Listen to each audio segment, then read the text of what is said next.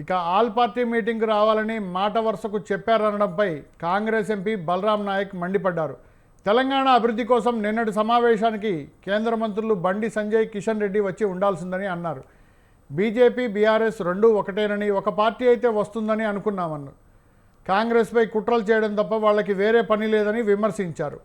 కిషన్ రెడ్డి ఇంటికి తాము భేటీకి వెళ్ళడం ఏంటని, ప్రజాభవన్లో భేటీ అయితే అందరూ ఎంపీలు వస్తారనే అక్కడ పెట్టామన్నారు. గత ప్రభుత్వంలోని వడ్డీలు కడితేనే కొత్త అప్పులు ఇస్తామని కొర్రీలు పెడుతున్నారని ఆక్షేపించారు. కేంద్ర మంత్రి కిషన్ రెడ్డి ఇంటికి కూడా వెళ్ళి చర్చిస్తాం, గతంలో కూడా వెళ్ళామని గుర్తు చేశారు బలరాం నాయక్. ఇక ఇతర రాష్ట్రాల్లో బడ్జెట్లకు ఎంత కేటాయించారు, తెలంగాణకు ఎంత ఇచ్చారనేది బీజేపీ ఎంపీలు చెప్పాలని సవాల్ విసిరారు బలరాం నాయక్. మాకేం లేదు, అక్కడ ఎందుకు ఇక్కడే పెడదాం, ఎందుకంటే ఆఫీసర్లు ఉంటారు, ఇక్కడ అందరు ఉంటారు, అందరు వస్తారు, సీఎం కూడా వస్తాడు రేపటి కాలంలో. ఇంకోసారి ప్రజాభవన్లో పెడదాం, లేకపోతే ఎక్కడైనా ఓటర్లో పెడదాం.